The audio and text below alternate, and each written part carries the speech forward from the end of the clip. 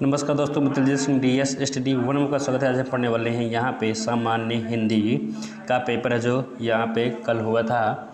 तो आज हमारे पास मिल पाते हैं, यहाँ से हम आज वीडियो बना रहे हैं। ठीक है, तो देखिएगा कौन कौन से क्वेश्चन आए हुए हैं। तो यहाँ पे हम सभी इसी क्वेश्चन बता रहे हैं। अगर आप इसको हल करना चाहते हैं या फिर इसका हल चाहते हैं तो आप कमेंट कर दीजिएगा, हम आपको वहाँ पर हल प्रोवाइड कर देंगे।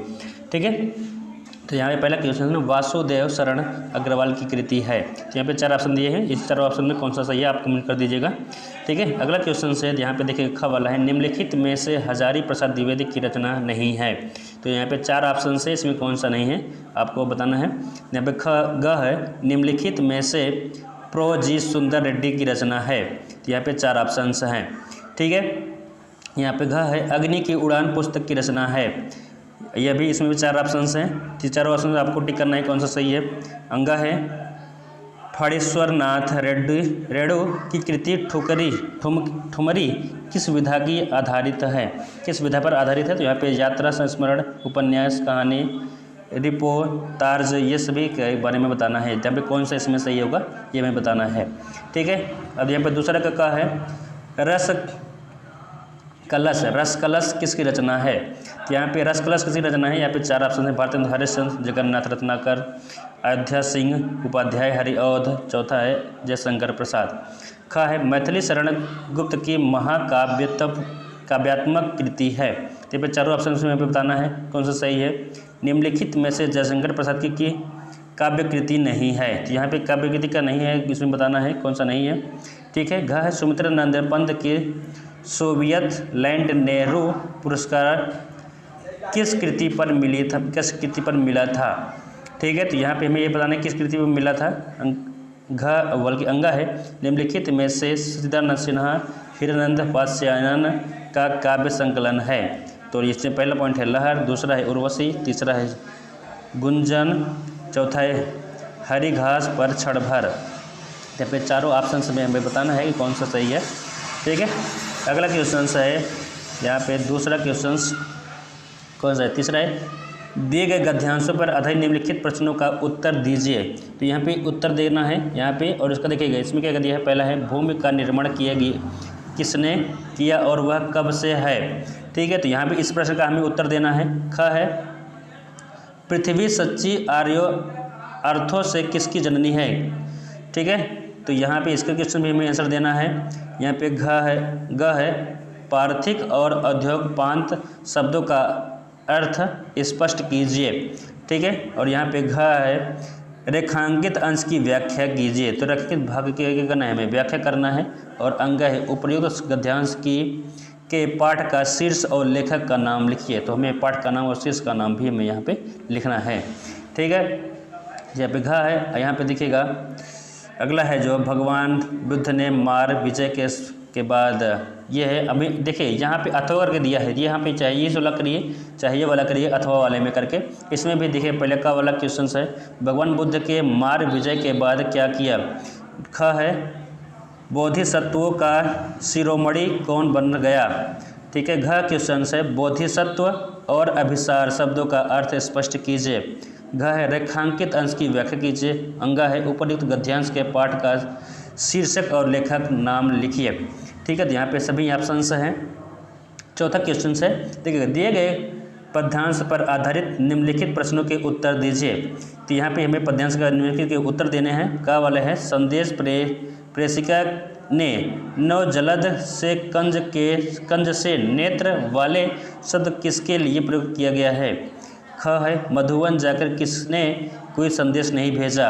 घ है, बावली और अल्प शब्दों का अर्थ लिखिए। घ है, रेखांकित अंश की व्याख्या कीजिए। अंग है, उपयुक्त गद्यांश से संबंधित कविता का शीर्ष तथा उसके रचयिता का नाम लिखिए। ठीक है, तो इस प्रश्न का हमें उत्तर देना है। ठीक है, या फिर अथवा करके यहाँ पे दिया हुआ है, अथवा करके ये वाला भाग है, तो इसमें भी देना है। कैसे देखिएगा, अथवा करके पहला क्वेश्चन है, इस दुनिया में सब लोग क्या खोजने जाते हैं। दूसरा, बापू ने पशुता के पंकज को क्या बना दिया। घ है, सॉरी ख ग, तो स्पर्धा और अहिंसा शब्द का अर्थ स्पष्ट कीजिए। घ है, रेखांकित अंश की व्याख्या कीजिए। अंग है, उपयुक्त गद्यांश से संबंधित कविता का शीर्ष तथा उसके रचयिता का नाम लिखिए। यहाँ पे पांचवा क्वेश्चन है, निम्नलिखित में से एक लेखक का साहित्य परिचय देते हुए उसकी प्रमुख कृतियों का उल्लेख कीजिए। तो हमें यहाँ पे साहित्य परिचय कर देते हुए क्या करना है, 80 शब्दों में इसका जीवन परिचय इनका लिखना है। वासुदेव शरण अग्रवाल का, डॉक्टर हजारी प्रसाद या फिर APJ अब्दुल कलाम का। ठीक है, ख वाला है, ऐसे में से किसी एक कवि का साहित्य परिचय देते हुए उसकी कृतियों का नाम उल्लेख कीजिए। तो यहाँ पे मैथिली शरण गुप्त है, महादेवी वर्मा है, सदानंद हीरानंद वात्स्ययन अज्ञेय हैं, तो इनके बारे में लिखना है। यहाँ पे छठा है, पंचलाइट अथवा बहादुर कहानी का सारांश लिखिए।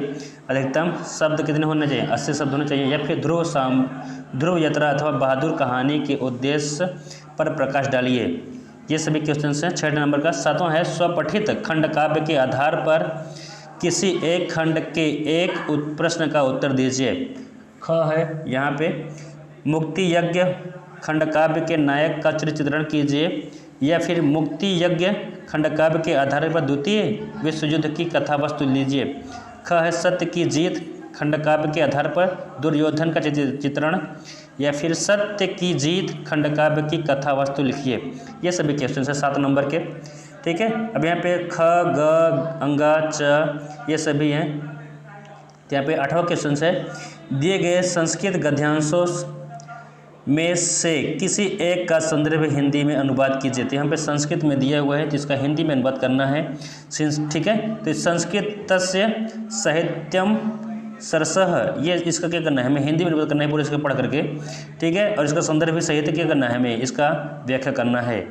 यह इसी का है, अथवा करके ये भाग दिया है। और इसमें हम देखते हैं ख वाला में, दिए गए श्लोकों में से किसी एक संदर्भ सहित इसका क्या करना है, अनुवाद करना है। ठीक है, तो इसमें भी 2 यहाँ पे दिए गए हैं श्लोक, इन दोनों श्लोकों में से किसी एक का हमें क्या करना है, संदर्भ सहित व्याख्या करना है। और इसका क्या करना है, प्रसंग जरूर लिखें, क्योंकि तभी आपको पूरा 7 नंबर मिल पाएगा। ठीक है, 9 नंबर है, निम्नलिखित मुहावरों और लोकोक्तियों में से किसी एक का अर्थ लिखकर उसके वाक्यों में प्रयोग कीजिए। ठीक है, तो यहाँ पे इसमें लोकोक्ति क्या करना है, प्रयोग करना है। और यहाँ पे 2 एक करना है।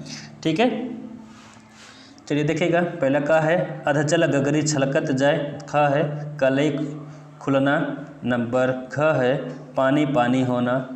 और घ है, आम के आम गुठलियों के दाम। 10वां क्वेश्चन है, 10वें का है, निम्नलिखित शब्दों के संधि विच्छेद के सही विकल्प का चयन कीजिए। तो यहाँ पे सही विकल्प कौन सा है, कविंद्र का, हमें उसका सही विकल्प का चयन करना है। ठीक है, दूसरा पॉइंट है, देवेश का सही संधि विच्छेद है। देवेश का सही संधि विच्छेद कौन सा होगा, देवधन ईश होगा। तो यहाँ पे ठीक है, तो यहाँ पे आप देख लीजिए कौन सा सही है। और तीसरा है, नाविक का सही संधि विच्छेद है। तो नाविक का कौन सा सही, नाविक का संधि विच्छेद हमें देखना है।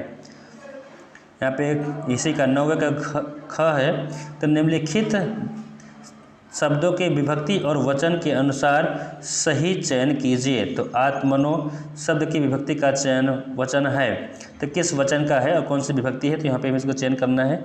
नामने शब्द में विभक्ति का वचन कौन सा सही है, कौन सा नहीं, ये हमें चारों ऑप्शन में हमें देखना है कौन सा सही है। ठीक है, अब अगर जाते हैं 11 के क में, निम्नलिखित शब्द युग्मों का सही अर्थ चयन करें। ठीक है, तो यहाँ पे अविराम, अभिलाष, अभिराम, तो यहाँ पे बताने कौन सा होगा, यहाँ पे सही चयन कौन सा होगा, जलद, जलधि, तो इसमें कौन सा इसका सही ऑप्शन होगा, तो हमें टिक करना है। ठीक है, ख है, निम्नलिखित शब्दों में से किसी एक शब्द के 2 अर्थ दीजिए। ठीक है, दल, मित्र, दाम, इसमें एक ही का कौन सा हमें उत्तर देना है। ख है, ख हो गया। ग, निम्नलिखित वाक्यांशों के लिए एक शब्द का चयन करके लिखिए। तो जो ईश्वर में विश्वास करता हो वह क्या कहलाएगा, नास्तिक कि आस्तिक, कृतज्ञ, अकृतज्ञ। तो हमारे शब्द क्या हो जाएगा, नास्तिक। चलिए देखेगा दूसरा वाला, जो गलत कार्य के लिए हठ करे तो क्या चला जाएगा, जो गलत काम के लिए हठ करे क्या कहलाएगा, दुराग्रह, दुराग्राही, सदाग्राही, सत्याग्राही। घ है, निम्नलिखित में से किन्हीं 2 वाक्यों को शुद्ध करके लिखिए। ठीक है, तो हमें शुद्ध करके लिखना है। तो गद्य, यह पद्यांश नौका विहार कविता से संग्रहित है। क्या ऐसा तौलिया सूखा गया है। नंबर 3 है, तुम मेरे से मत बोलो। नंबर 4 है, निरपराधी को दंड नहीं देना चाहिए। अब 12 का क है, देखिए 12 जो है वीर अथवा करुण रस का लक्षण और उदाहरण दीजिए। ख है श्लेष अथवा उत्प्रेक्षा अलंकार का लक्षण और उदाहरण दीजिए। ग है दोहा अथवा कुंडलीय छंद का लक्षण और उदाहरण दीजिए। ठीक है। क्वेश्चन नंबर 13 है, कृषि यंत्रों की दुकान खोलने के लिए किस बैंक शाखा द्वारा शाखा प्रबंधक को एक आदेश पत्र लिखिए जिसमें ऋण की मांग की गई हो। ठीक है, तो हमें क्या करना है, कृषि यंत्र खरीदने के लिए हमें क्या करना है, बैंक से लोन लेने के लिए हमें क्या करना है, एक लेटर लिखना है किसको, बैंक को।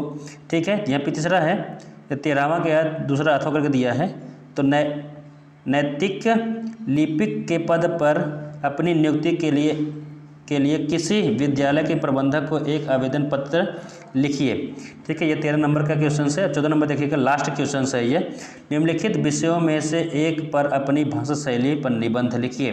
तो निबंध लिखना है हमें किसान जीवन की त्रासदी पर, या फिर ख है मुंशी प्रेमचंद अथवा कथा साहित्य में योगदान। नंबर ख यहाँ पे ग है विज्ञान वरदान या अभिशाप। घ है राष्ट्रीय एकता आज की अनिवार्य आवश्यकता। अंगा है विद्यार्थी जीवन में अनुशासन का महत्व। तो ये सभी क्वेश्चंस आपका पूरा पेपर हमने पढ़ के बता दिया। ठीक है, अभी इसका आंसर नहीं बताए हैं हमने, अगर आप चाहते हैं तो आप कमेंट कर दीजिएगा, हम आपको पूरा इसका आंसर आपके पास भेज देंगे। आज के लिए बस इतना ही, धन्यवाद। अगर आपको हमारे चैनल सब्सक्राइब नहीं करिए सब्सक्राइब कर लीजिएगा। ठीक है, आज के लिए बस इतना ही, धन्यवाद।